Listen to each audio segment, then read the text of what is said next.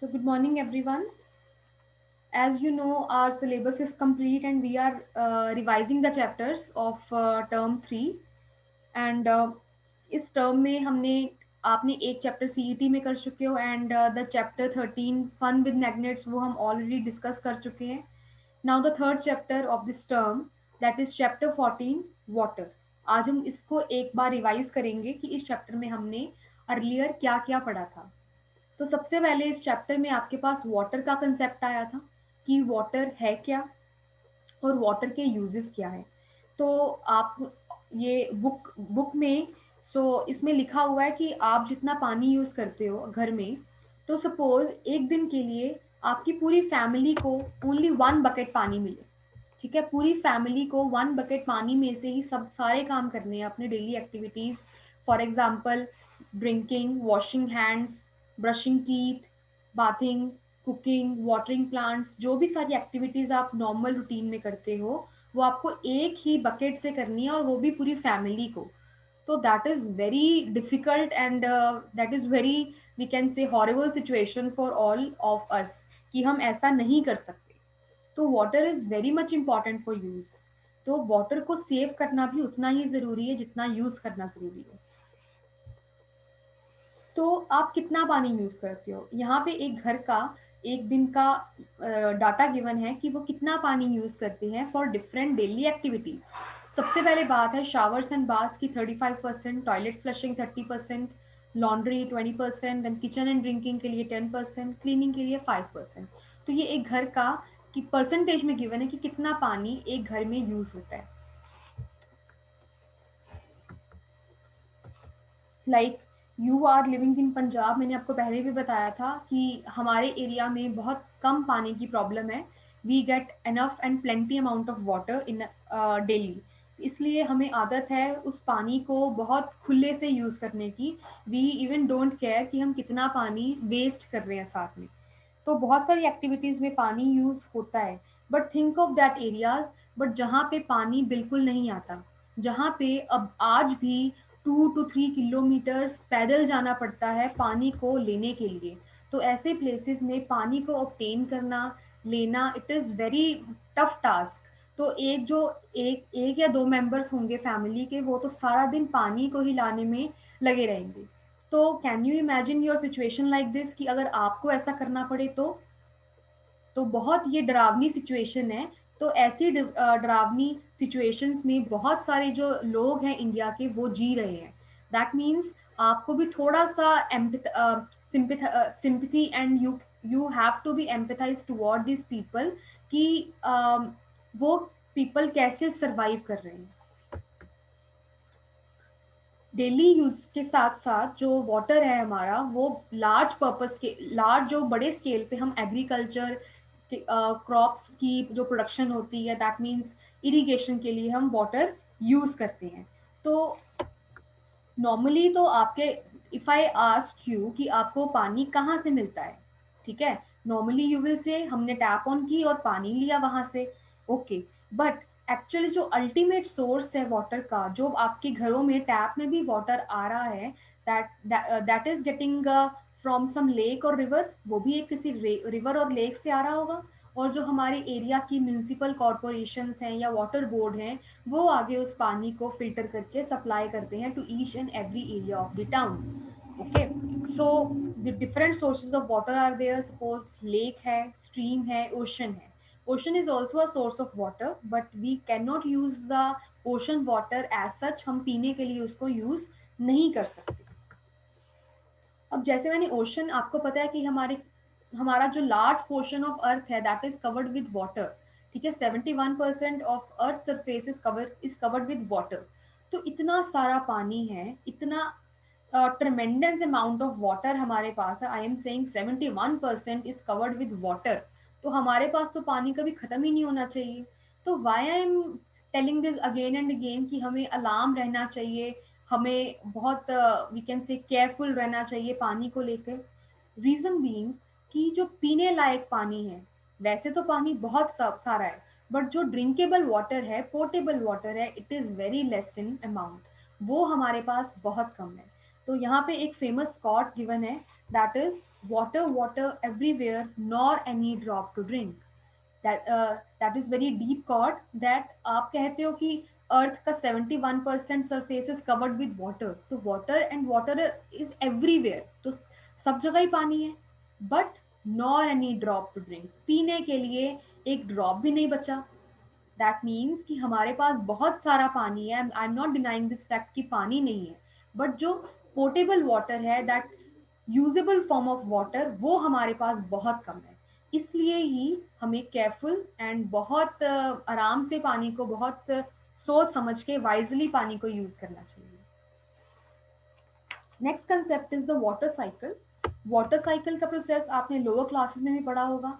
जब sun ocean से, river से, स्ट्रीम से जब पानी उसमें से इवेपोरेट होगा, then it will form clouds, and cloud जो हैं वो रेन या स्नो या हेल्स की फॉर्म में वो नीचे आएंगे, और अल्टीमेटली जो स्नो होगी वो पिघल के ओशंस में आएगी, और इवन जो क्लाउड्स में से रेन आएगी वो भी स्ट्रीम्स के थ्रू होती हुई ओशंस में आएगी।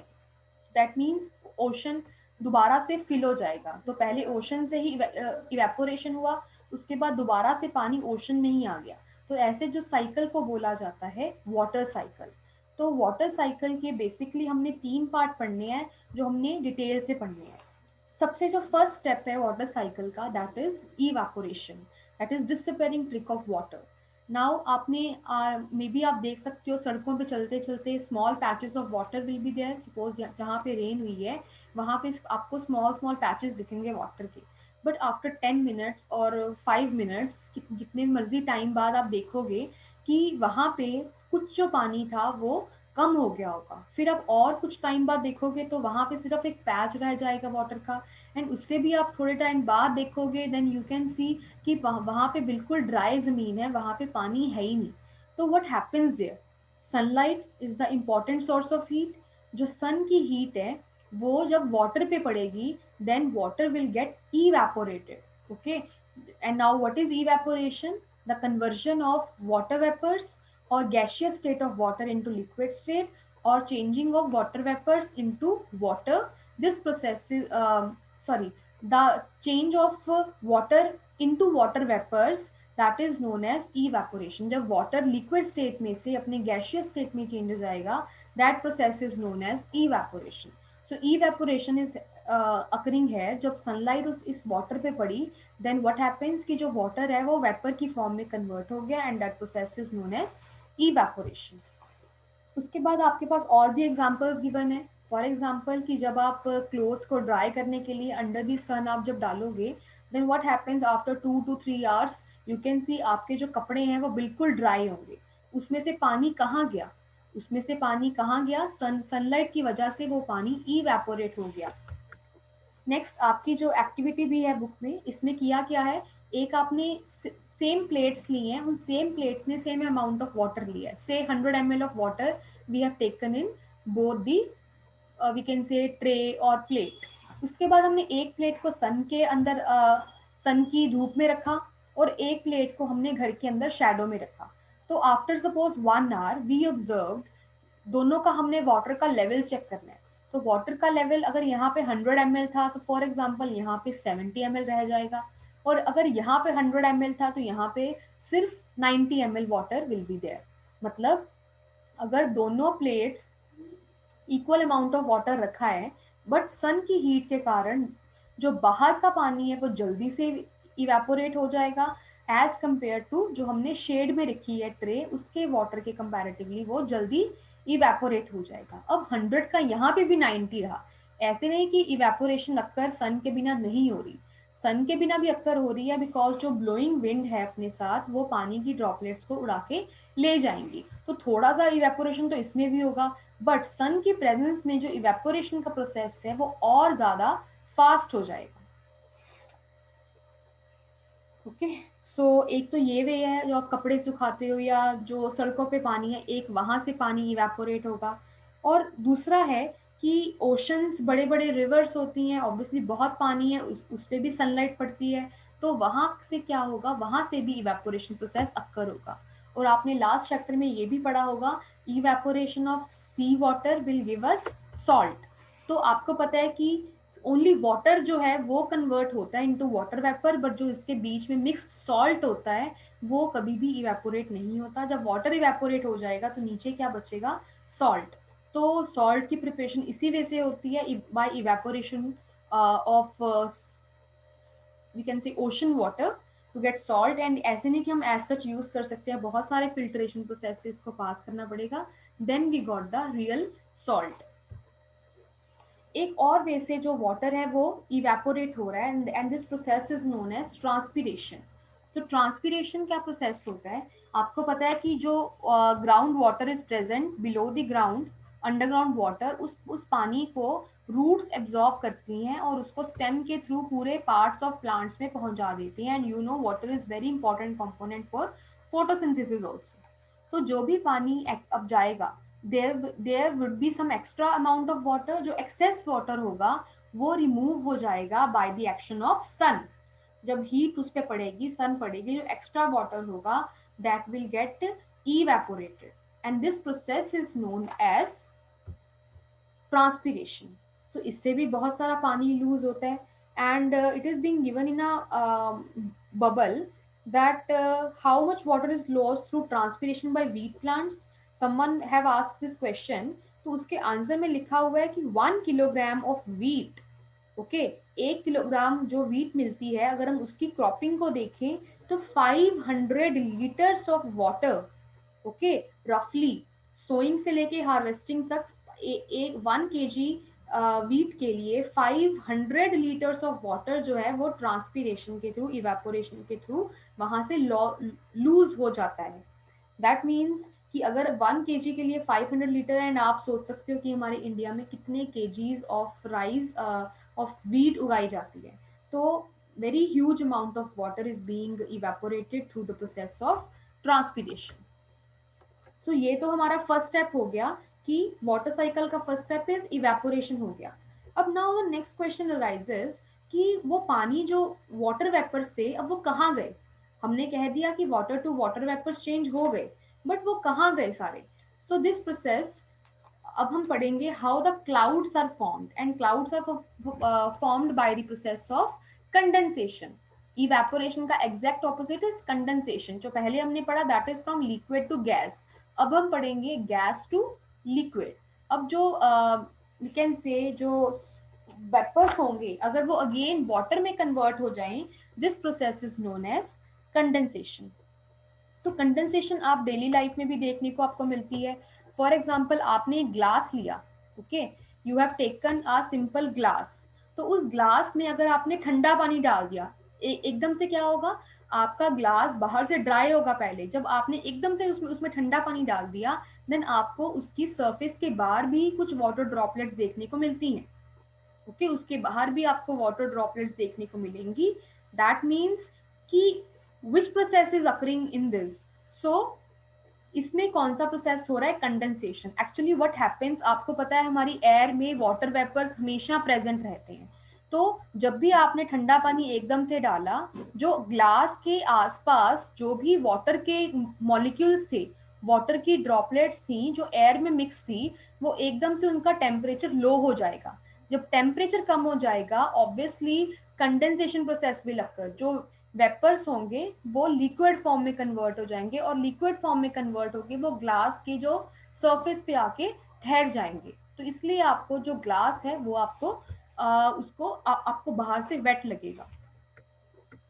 फॉर एग्जाम्पल ड्यू ड्रॉप्स आती है मॉर्निंग में, तो इसमें भी कौन सा प्रोसेस हो रहा है, कंडेंसेशन। विंटरी मॉर्निंग में आप मेटल सरफेसिस के ऊपर, ग्रिल्स के ऊपर या लीव्स के ऊपर आप ड्रॉप्स देखते हो। इसमें क्या होता है, जो विंटर मॉर्निंग्स पे टेम्परेचर बहुत कम होता है, तो इसके आसपास की जो एयर होगी वो ठंडी हो जाएगी। जैसे ही वो एयर कूल करेगी, देन व्हाट हैपेंस, जो उसके आसपास के वाटर ड्रॉपलेट्स हैं उनका टेम्परेचर कम हो जाएगा, और टेम्परेचर कम होने की वजह से they will condense on the surface of leave and on the surface of metal rod, और वी कैन से ग्रिल्स के ऊपर वो आपको ड्रॉप्स की फॉर्म में आपको दिखेंगी। एंड दीज जो ये आपको विंटर मॉर्निंग में जनरली ऑब्जर्व होने को मिलेगा।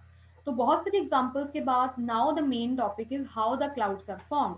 अब जो क्लाउड्स हैं वो भी कंडेंसेशन के प्रोसेस के थ्रू ही अक्कर हो रहे हैं। इसमें क्या हो रहा है फॉर एग्जाम्पल जो भी आपकी वाटर वेपर्स होंगे, ठीक है, सरफेस पे temperature for example 92 degree Fahrenheit था, जैसे ही आप ऊपर गए 3000 फीट पे गए टेम्परेचर और कम हो गया 76 डिग्री फ़ारेनहाइट, और ऊपर गए 6000 फीट पे तो टेम्परेचर तो और कम हो गया, that is 60 degree Fahrenheit. Means जैसे जैसे आप ऊपर जाते जाओगे, हाइट पे जाते जाओगे, टेम्परेचर लो होता जाएगा, 92 से 76, 76 टू 60 डिग्री, तो टेम्परेचर कम होता जाएगा।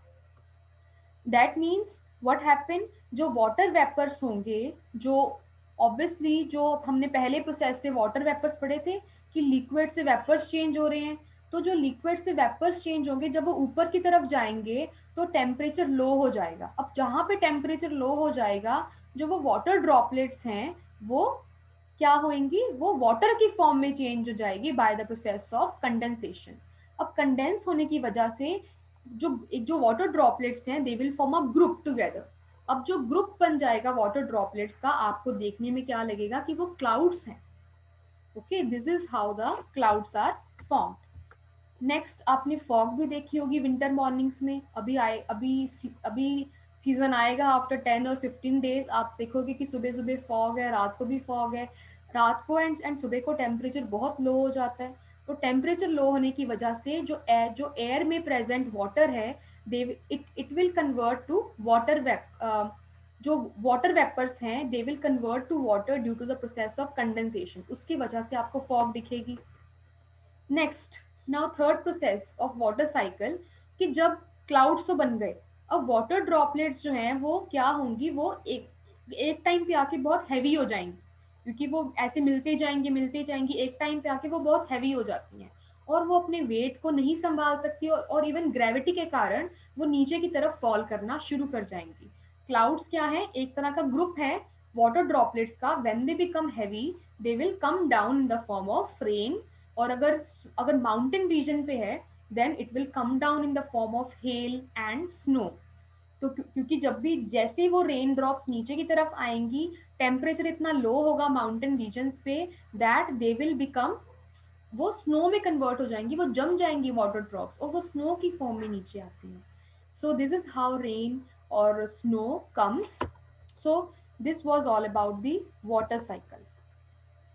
सो इस वजह से जब रेन आएगी तो हमारा जो आइस की फॉर्म में या वाटर की फॉर्म में आएगी, और हमारे ओशंस हैं, सीज हैं, उनका जो लेवल है वो दोबारा से फिलअप हो जाएगा, and this complete cycle forms is, it is known as water cycle.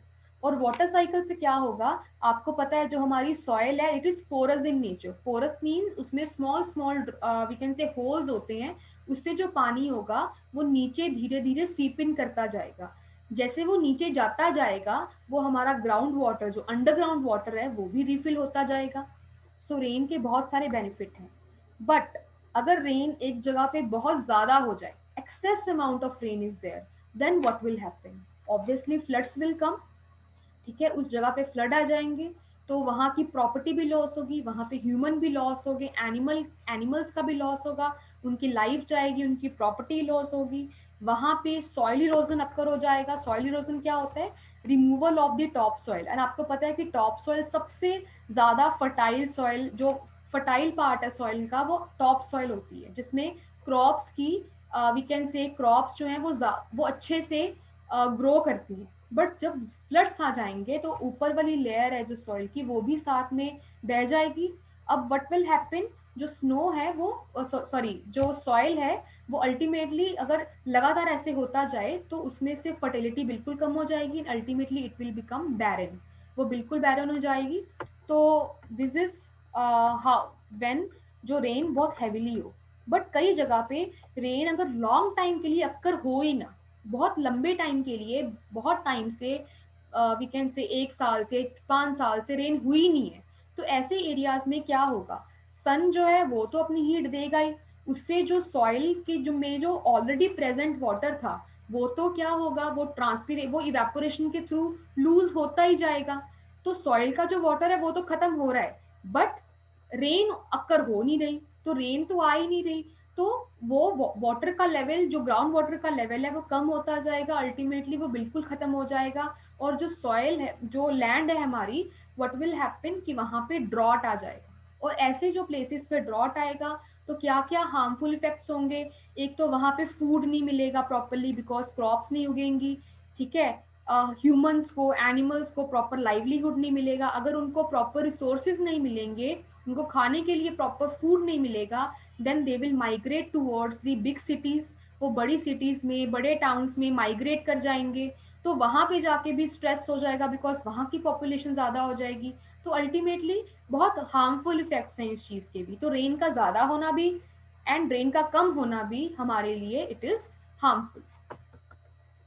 Next is how can we save water? So there are many ways, effective ways of saving water.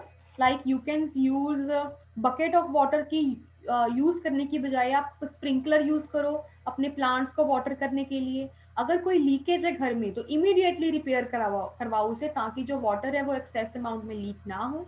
उसके बाद आप short showers लो, showers बहुत छोटे लो आप, बहुत लंबे time के लिए, ऐसे नहीं कि नहाते ही रहो आप। अगर आप देख रही हो कि घर में कोई या बाहर भी कहीं भी टैप ऐसे ही खुली पड़ी है तो उसको बंद करो। ब्रशिंग के लिए भी कम से कम पानी यूज करो। एंड सब अपने वे से पानी को हमेशा बचाने की कोशिश करो। इवन फिल्टर्स में से जो वाटर निकलता है उसको भी आप मॉपिंग के लिए, ठीक है, आप क्लीनिंग पर्पसेस के लिए यूज कर सकते हो। So there are some effective ways that how you can conserve water. And finally अगर आप बड़े स्केल पे वाटर को कंजर्व करना चाहते हो, the concept of rain water harvesting occur. So rain water harvesting is the that means collecting the rain water where it fall. जहाँ भी पानी फॉल करेगा उसको कलेक्ट करके स्टोर कर लो, ताकि आप फर्दर प्रोसेस के लिए उसको यूज कर सकते हो। So there are two methods of rain water harvesting. Number one is rooftop rain water harvesting and number two is road side rain water harvesting.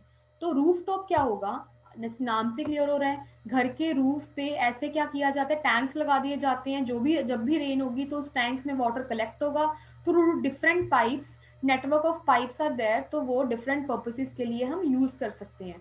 Suppose this one pipe is going towards pump, तो pump से क्या होगा, वो car wash के लिए high pressure पे पानी निकलेगा तो कार वॉश के लिए यूज कर सकते हो, गार्डन पर्पसेस के लिए, वॉशरूम्स के लिए। तो ये पानी एज सच हमें ऐसे यूज कर सकते हैं। अदर वे क्या है कि यहाँ पे ऐसे एक शैलो सी टनल बना दी जाती है, जब भी वाटरफॉल होगा देन ये पानी यहाँ से कलेक्ट होके इस पाइप के थ्रू इस स्टोरेज टैंक में जमा होता जाएगा।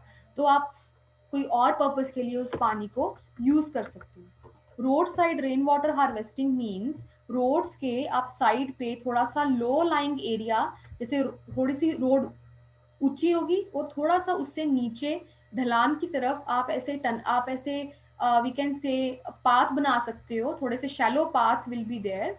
देन व्हाट हैपन, जो भी रेन आएगी तो वो ढलान की तरफ आ जाएगी। मींस इससे हमारी रोड्स पे पानी भी नहीं खड़ा होगा और पानी को हम अच्छे से यूज भी कर सकते हैं। तो यहाँ पे जो पानी आएगा, कलेक्ट होगा, वो इस पाइप्स के थ्रू इस स्टोरेज टैंक में जमा होता जाएगा। फिर वो हम फर्दर अपने किसी और यूज के लिए भी पानी को यूज कर सकते हैं। So this was how the rainwater harvesting occurs. So this was all about this chapter. So we have revised the full chapter. If you have any doubt, you may raise your hands.